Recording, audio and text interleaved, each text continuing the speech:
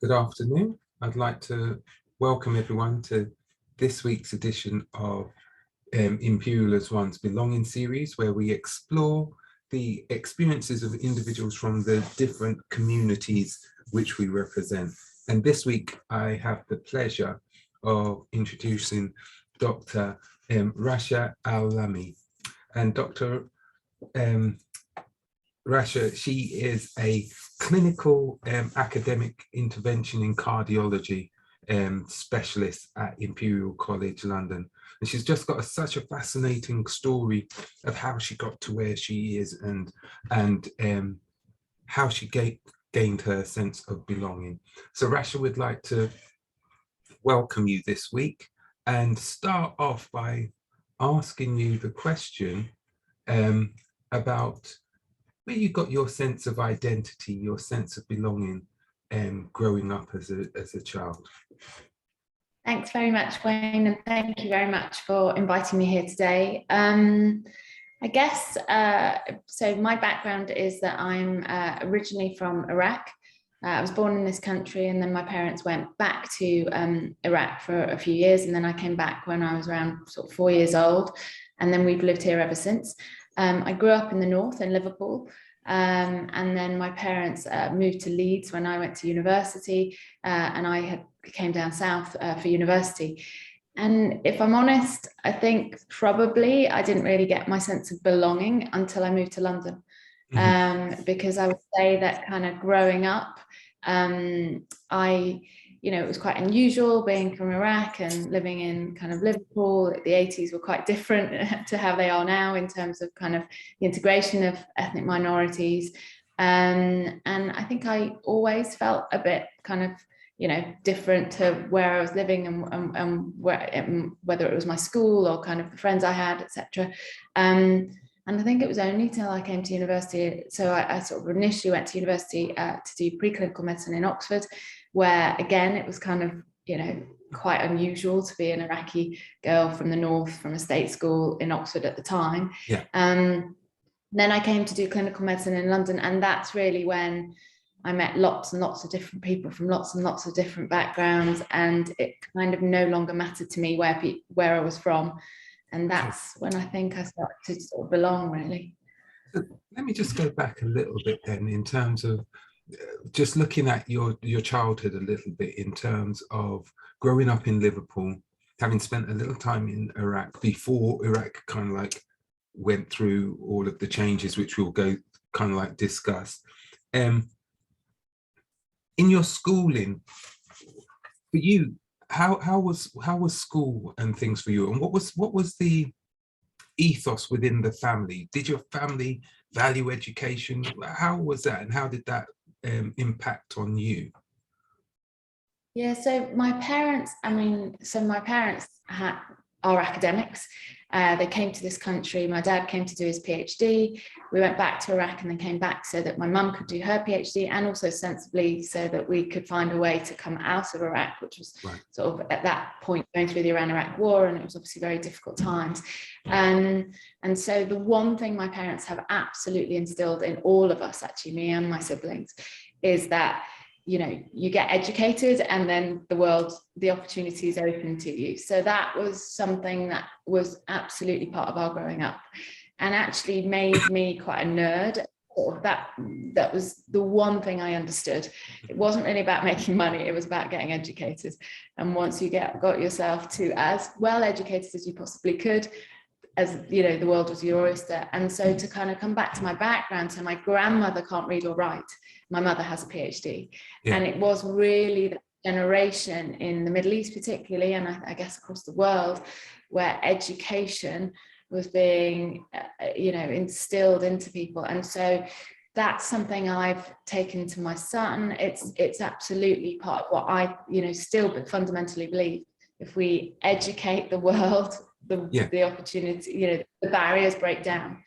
In terms of kind of coming from Iraq, when I was growing up, no one knew where Iraq, when I first was growing up, no one knew where Iraq was. They'd say to me, is it somewhere between India and Pakistan? And then the First World War happened, And all of a sudden, everyone knew where Iraq was. And in fact, it was infamous. We Yeah. were on the news all the time. Yeah. And actually, that was a really tricky time. You know, I was 11. Mhm. And essentially, it was the sort of source of lots of bullying at school. You know, they'd call me a Scud missile and a terrorist and all sorts of other things. And then when Iraq became infamous, as it did, it was suddenly part, you know, you'd say you were from Iraq and people would go, oh, really? And then, of course, you know, with the second war, it was the same. And in fact, now people knew not just where Iraq was, but the difference between Shia and Sunni and the different regions of Iraq. And so it is interesting to come from a place that's, you know, perceived to maybe negatively, you know, across the world. And yeah, that was obviously part of kind of how I grew up. How then, could I ask, I'm just going to explore that just a little bit in terms of how did that make you feel, especially like going through teenage years are hard enough as it is, and it's kind of like being bombarded that you're from this place which has got this infamous tag on it. How was that? Did you rationalize, or how did that impact you?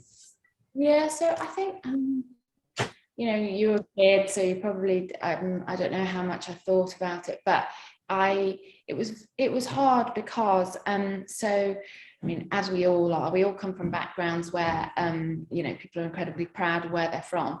And actually, you know, I was always told by my parents, by my family, you know, Iraq was this place of great history, and you know, it was Mesopotamia, and it was the place that many systems that we rely on now were invented once upon a time. And that was kind of our growing up. And I speak to my Greek friends and they're told exactly the same thing, my Italian friends. So, you know, we all come from backgrounds that believe this of themselves. But we were very much brought up with, you know, Iraq is this place of great history. And then when Iraq becomes this sort of, you know, country full of fragmentation and full of controversy and stuff, it's hard, I think, you know, it's very hard. And now I think life is different, but in the 80s, you know, people hadn't met anyone from Iraq, and we were in the news. And so, yeah, I think it was definitely part of, as I said, it was the source of lots of bullying, and that obviously probably has kind of, you know, become, you know, did probably enter my psyche as I was growing up. Yeah, I don't know whether this, I'm just thinking, did that kind of like, did you kind of like, I know your parents had always instilled in you the value of education. Did that then push you even more towards education and educational achievement, or was it just a joy that you enjoyed education at the same time? No, I think it probably did. I mean, again, one of the things my parents were always telling me was people of Iraq are a proud, educated people, you know. So it was sort of part of the parlance. It was kind of, you know, this is kind of the history of sort of how my, you know, family saw themselves. When you, it's interesting when you go around sort of North Africa, for example, and if I've traveled to sort of Morocco or Algeria or anywhere like that, or Tunisia, they say to you, oh, you're from Iraq, you were the teachers once upon a time, because there was this thing that often from Egypt, from Syria, from Iraq, from Jordan, these were the Arabs that went and taught in North Africa and kind of spread education across the years. So I don't know, I think education has been fundamentally sort of instilled in us as something that's incredibly important. And, you know, the first thing people care about is what is your degree and where, and it's probably why I went into medicine, because medicine, again, you know, I mean, in lots of cultures, but definitely in the Middle East, seem to be, you know, about basically you're a medic or an engineer, and that, you know, maybe a dentist, and those are your options. Yeah, understood. That's brilliant. So in terms of then looking at, you spoke about the school. What kind of school was it that you went to, in terms of, was it a high attaining school, grammar school, or just a state comprehensive? What was it, and how did you fit in there? Yeah, so my school was really, I mean, So my school was very interesting. I mean, my parents did the best they could. They wanted us to, but they didn't have money, so we didn't go to private schools. I went to Liverpool. Is interesting because it has a history of lots and lots of religious state schools, because of the way in which, when the Irish came into Liverpool, it's quite a Catholic city, or a very high Anglican city. So there are lots of bizarrely single-sex state schools that were set up by nuns or by priests at the time. And so I went to a very high Anglican Church of England state school. So it's a girls' school, state school, and it was really pretty awful as a kind of, so the average A-level total point score for kids coming out would be about 12 points. So basically, on average, people came out with 2 Ds and an E from my school, right? Yeah. And so it was really unusual. Kids did well. Some kids did well every year, but they were a minority. Yeah. It was not unusual for girls to be pregnant in sixth form. We had lots of dropouts. There were lots of issues with kind of drugs and various issues at the school. And one thing that was very hard was that they only took, in every year group, they took 7 kids who were not Christian. And so it was a hard school to feel a sense of belonging in, if you were a nerdy kid from an Arab background who was not Christian. Yeah. It's really actually fundamentally made me realize that the choice of school for your kids is really important. Right. And they need to feel part of a school, and I didn't really feel that in my school. Right. But it probably also gave me the sense that I needed to find a different path. And so when I did get into Oxford, that was kind of a big deal in my school. Yeah. They hadn't had someone go to Oxford for a while, for a number of years. It was a big achievement. Yeah. And that was great as well, actually. Mm-hmm. So within the school, although kind of like it wasn't the best, as it were, you still managed to achieve, despite it not having a very good kind of like academic record, as it were. Were there any teachers, any individuals who kind of like inspired you, who encouraged you, who kind of like kept you going, as it were, to fulfill your potential? Or was that always mainly directed from home? So I think it obviously started from home, because my mum was the kind of person who, even when we were in primary school, would be charging up to school and saying, "Why are you not giving my daughter homework? She needs to be having homework." She wanted homework for us when I was 5, 6 years old. So, doing extra work was standard practice. We were drilled academically. I mean, that was how it worked in our house. As a result, I have absolutely no hobbies. I don't play any musical instruments, don't do any sports to any decent level. It was all about maths and English, right? Right. But I did have, at certain points in my life, I have had people beyond my parents who've sort of opened doors. And I think one of those key people, because of course, my mum and dad, were academics working at Liverpool University. They're in the north. They understand what's going on in the kind of academic landscape in the north, but they would never have thought for us to apply to Oxbridge. I mean, It was just not part of the path. And my state school wasn't the kind of state school that would recognize that kids maybe could do that. I mean, it just wasn't like that. Mm-hmm. And so I was very lucky. When I was in kind of my sixth form year, before my sixth form year, I applied. Someone suggested that I applied to go to one of the local grammar schools, which was a boys' school, and took a kind of handful of girls every year. Mm-hmm. So I applied for this grammar school, did the interviews and got in, but I actually chose not to go. And my parents were quite upset about it at the time. And then the main reason was because, I don't know, I mean, I was kind of old beyond my years. And I said, I don't want to go to do science in a boys' school where I'm going to be one of only 2 or 3 girls doing science. Yeah. And you know, I knew that that was going to just throw me for a loop in terms of, you know, suddenly trying to be in a, you know, one or two girls in a class in a boys' school. Yeah. So I chose to stay at my school. My parents were not happy because they wanted me to go to this much better school. Mm-hmm. And then luckily, when we rejected the offer, one of the guys that had interviewed me was a chemistry teacher at the school, and he contacted my dad separately and said, can I tutor your daughter? I'd like to do it for free.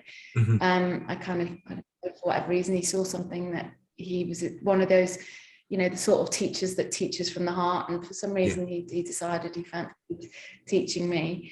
And he was the guy, Mr. Cowan, he was the guy that made me push boundaries and said, I want you to apply for Oxbridge. And I said, no, surely not. He said, no, you're going to go into school and ask them if you can apply for Oxbridge. And you know, he wanted me to do a chemistry special paper, and he wanted me to do all sorts of things. And because of him, I did stuff I wouldn't have otherwise done. I'd have just kept, you know, in my box. And then I think it was the same again when I went to Oxford. The tutor who selected me then was just a forward-looking guy. And out of 5 kids, he selected 4 kids who were from state school, which in those days, when Oxford had an entrance exam for kids from private school, they only needed to get 2 E's at A level. You know, the vast majority of kids in Oxford were from private school. This guy, Professor Morris, really kind of, you know, looked for the diamond, well, he would call the diamonds in the rough or whatever, but I'm not going to call myself a diamond in the rough, but, you know, kids that maybe weren't very well polished. He saw some potential in. And that, I think, has been key. Some great people along the way that mentored me, really. So that's really really interesting. I suppose one of the things, or the question that kind of like pops into my head, is with regards to your experiences then in Oxford, because then you're, as you said, you're an Iraqi young woman from the north of England coming down south. How was that transition for you, and the experiences that you had whilst you were at Oxford? Was there a cultural change, etc.? How did you kind of like cope or with that? So, I mean,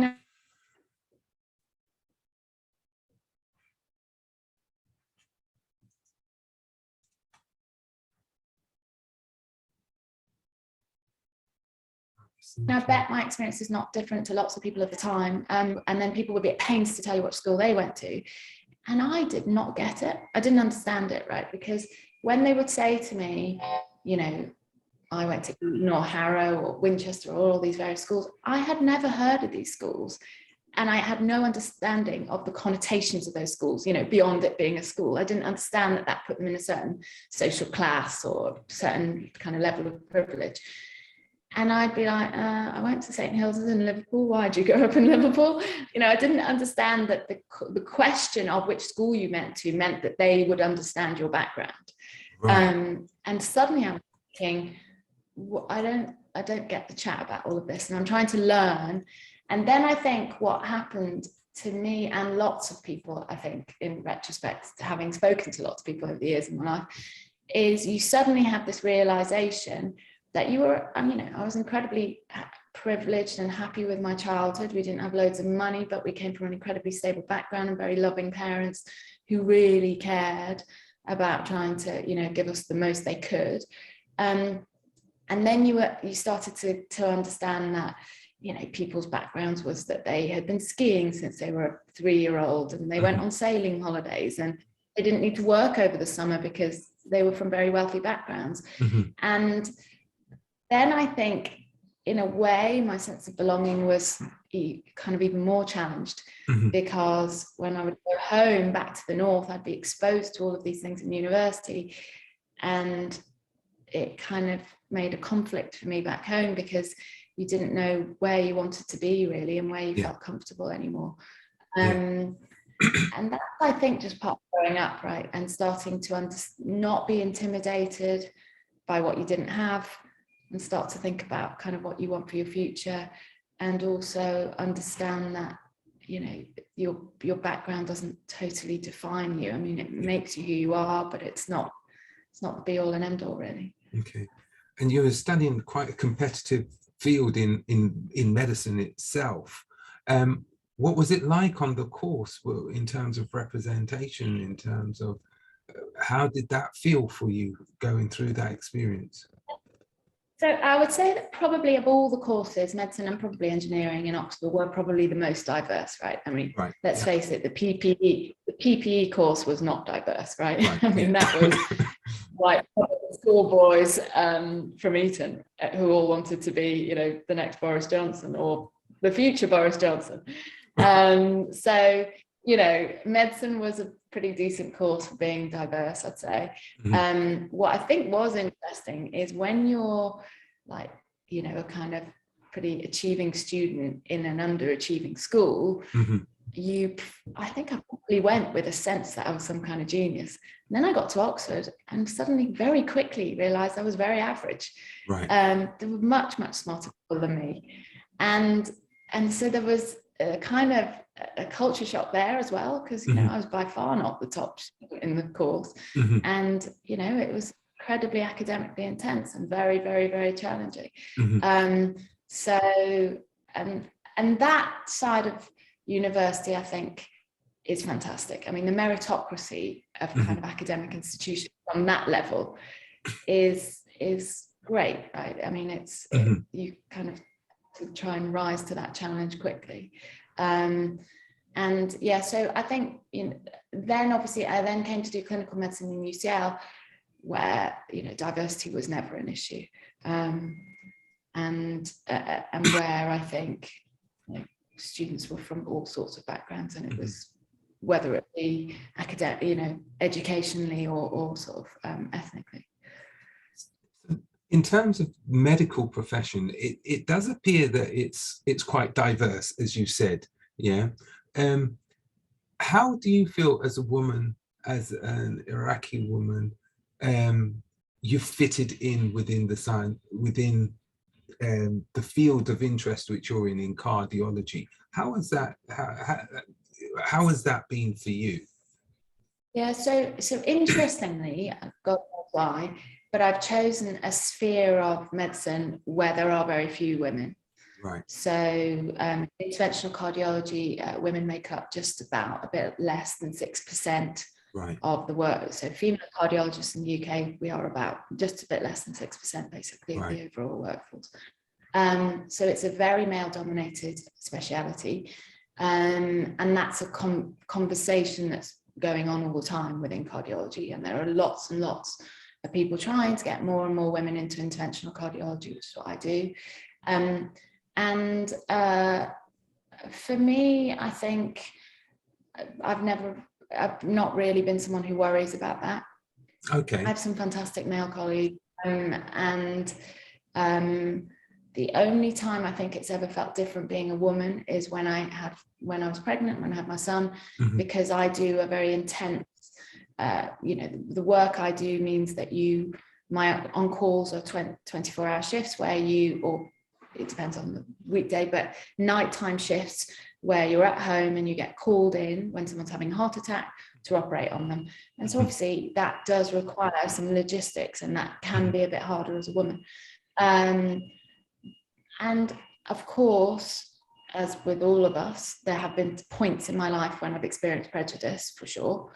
Often on a kind of microaggression level rather than a macro. And, you know, that's something that I'm really working hard to kind of change within interventional cardiology. And lots of people are, but it definitely exists, you know. I mean, that culture of bullying and kind of aggression and things, I mean, exists within interventional cardiology, and it's a big problem that people are shining a light on at the moment. I can understand that. In the ideal world, what would you like to see happen within your field of interest in that you're doing? Well, I mean, there's a big program at the moment to sort of call out bullying and to really be aware of it. That's for sure. But importantly, I think things will only change when the faces within the profession change, right? there has been a culture, definitely, of that kind of bully boy, rugby boy, kind of, macho attitude. Definitely. I've been called a girl, I've been called that's part of normal parlance sometimes within interventional cardiology. Don't be so girly, don't be so grow a pair, those kind of things are standard practice. I think it's changing. I'd like to see it change more quickly, but these things take time.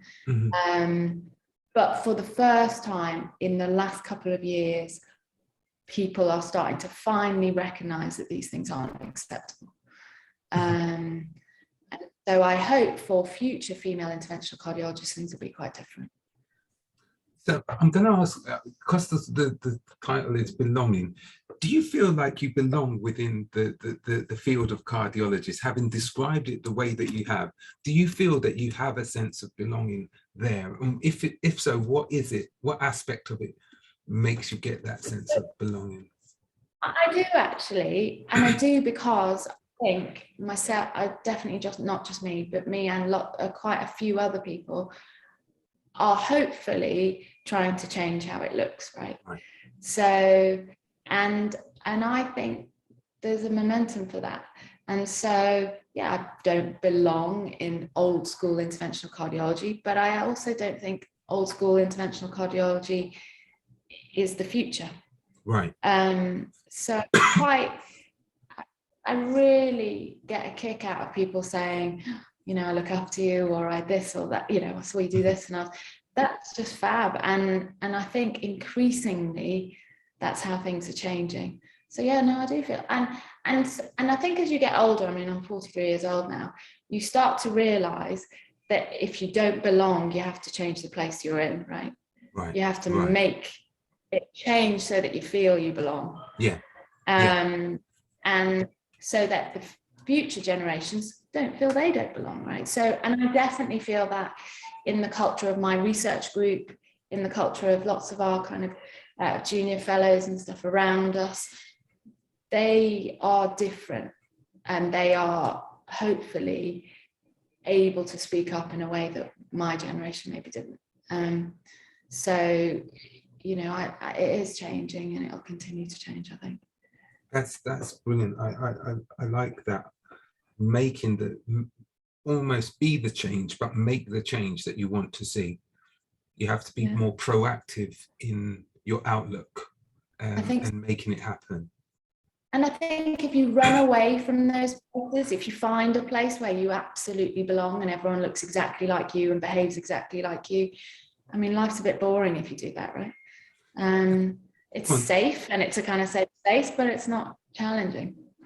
I'm gonna just ask a little bit based on what you just said there, because sometimes people feel that they have, in order to belong, everybody must be almost like the same. But isn't there this idea where actually belonging is not just a state of mind and having people who have similar thoughts, but it's also about accepting of differences and recognizing that actually, if we're all the same thing, then from a biological perspective, if we were all eyes, then the body wouldn't function. Exactly. If we were all heart cells, then the body wouldn't function. We have to have that diversity in for the whole entire system to belong. Does that make sense? I totally agree. And actually, so I remember, so my son goes to an incredibly multicultural school in kind of North London. Yeah. And one of the early year, I can't remember, his receptional year one, they did one of these assemblies where they had to bring the flags. Each kid had to stand up with all the flags from all the places they're from. And it's such a multicultural school. The kids didn't have enough hands for the amount of flags they were carrying, right? And they would have multiple backgrounds. And then my son came home, and this is just so different to how I grew up. And he goes to me, and he goes, just poor George, he's only got one flag, because there was only one kid in the class who only had the Union Jack. And that's just fabulous, isn't it? Isn't it great if actually they felt sorry for the one kid who came from England only? I love that. I love. So I poor like. George, right? Poor George. He's only got one flag. And I love that. Like, the more flags you had, the better, basically, Yeah. was his attitude. He was, 6 years old. I think that's going to be the title of this talk. Poor George, he only had one flag, right? But it's that whole idea. I think sometimes we almost think that we have to be with people who are like us, but actually sometimes we need to be with people who aren't like us, because it then challenges us to understand. Definitely. Yeah. And I think it makes us understand why we wouldn't change who we are. Yeah. Because you're with these people and you see why you are a product of your parents or your upbringing or your, the challenges you had. And all of those multiple things have kind of led you down a particular road, right? So I try not to spend my life trying to find places I'm comfortable, because why do that, right? I mean, you've only got one shot, and you want to make an impact, but also learn, and you learn so much from people of different backgrounds. Yeah. I mean, arguably, I've learned quite a lot from watching those, very privileged white bully boys. One thing they've taught me is you fake it till you make it. So I like that. you learn from them too. You kind of go, okay, where did you get this unbelievable intrinsic confidence from? And then you realize, I don't know, they're just pretending too, right? I suppose one I don't know if there's any questions from the guests who are on the show. If anyone does have any questions, if you just raise your hand, and then we can I can bring you in. But I was just thinking, in terms of, you spoke about the fact that you have a son, and there's already differences that you can see between the experiences which he's having and the experiences which you had. How would you like to see him develop growing up, and him finding his sense of belonging as well, if you don't mind me asking? Yeah, I mean, that's been a key part of so my son's mixed race, my husband's from England.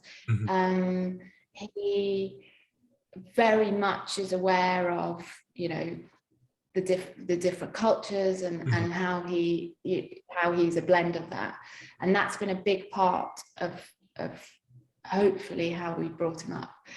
And it gives me great pride, actually, when I hear him talk in a way that makes me sort of feel good for the future of the world, right? That this generation of kids doesn't worry about where people are from, what their particular kind of how they associate themselves in terms of gender, what their sexual orientation is. Just consider, well, I hope that they will consider all of these things to be very interesting, but essentially irrelevant in the way you judge a human being.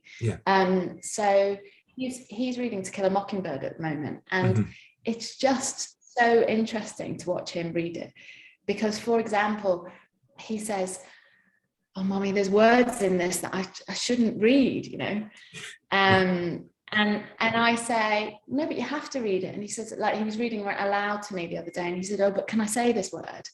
And I said, "Well, yeah, you have to say it out loud." And he said, "Well, but no, but it's a bad word. You say I shouldn't say, those words are bad words." And I said, "Well, yeah, they are bad words, but to understand why they are bad words, we need to read them, right? We need to understand how, thankfully, the world has moved on, maybe not as much as we would like, but it's moved on, such that that these are bad words, whereas then they were part of normal conversation, right?" So I think, I'm sure you're the same, we're all the same, I think, hopefully, in the way we're kind of bringing up the future generation, but we can't erase prejudice that existed, but we do have to educate our kids to understand, you know, how they're part of change, right? Yeah, definitely.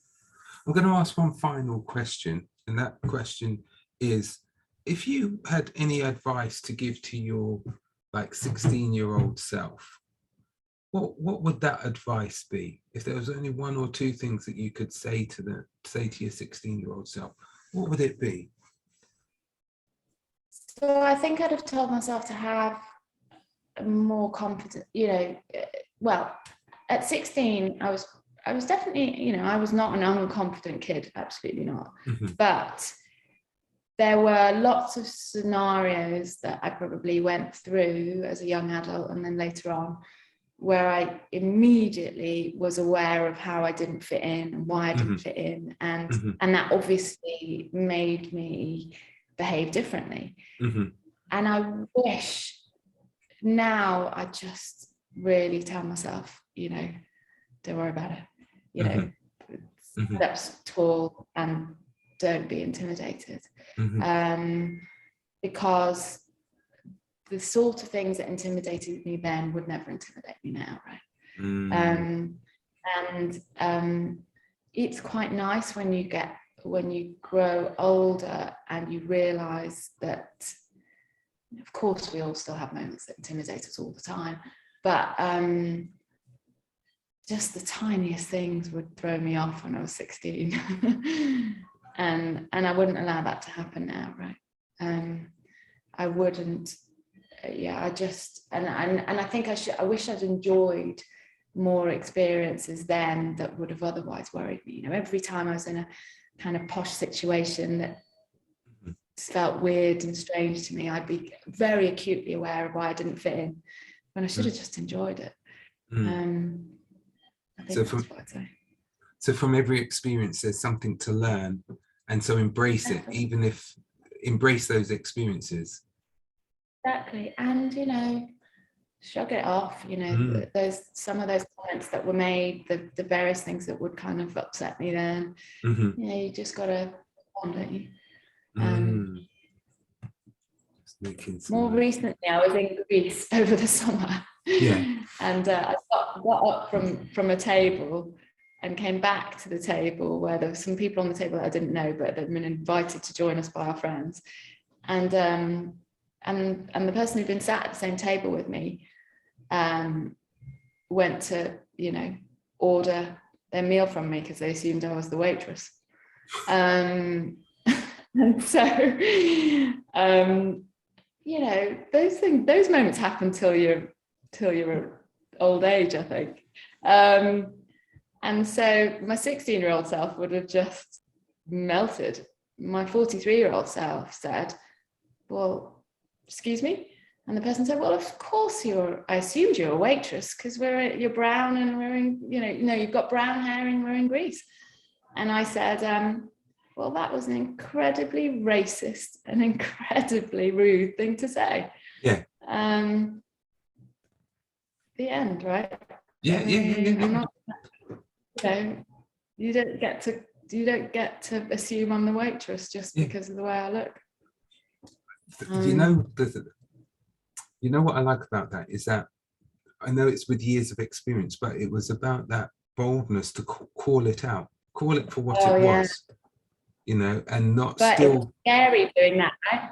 Yeah, it is scary. Always scary doing that. I mean, I was shaking like a leaf because I don't like calling it out. Yeah. I remember thinking in my head, I'm 43 years old. If I don't call this stuff out, it never changes. Yeah. So. That is, I'm not saying it's amazing in terms of the fact that the person had been sat with you and then a cursory look, as it were, and then made the assumption straight away, not even taking time to process what they were saying. That's just, I'm not going to call it unconscious bias. I don't know what it is other than what, you know. But yeah, if we can get to a situation where you're comfortable and confident to be able to call these things out, but in a way which doesn't leave people feeling, you know, that don't counterbalance their ignorance with a statement which is equally as offensive, if that makes sense, you know, but you state your point so that they understand that what they've said isn't acceptable. Excuse me. I think that's the point that we're trying to get to, that all of us have that level of confidence to do such things, you know. Yeah. And it'd be nice to get there before we're 40. Yeah. You know, 40 years old. Yeah. It would be nice where we have a generation of young people who don't even think in that way. It's going to take a long, I'll be honest, I think it will take a long time if it ever happens, because we'll always have those fringe elements, but we will have to keep working towards it. I think that's our life's ambitions, or part of our life's ambitions, to make this world a better place for everyone, you know, and hopefully leave the world a better place than when we came into it. Okay. I hope so. I think there are lots of people working for that, so yeah. let's hope so. Yeah. Rasha, it's been absolutely fabulous having you as a guest this afternoon. I'm just going to let people know what we're going to be doing next week. And it's been really, really great having you and you sharing your experiences of belonging. So next week, we're going to have Professor Neelay Shah, who is a process systems engineer at Imperial College, and he'll be sharing with us his experiences having been at Imperial for a few years. He's going to give us his own insights into his sense of belonging.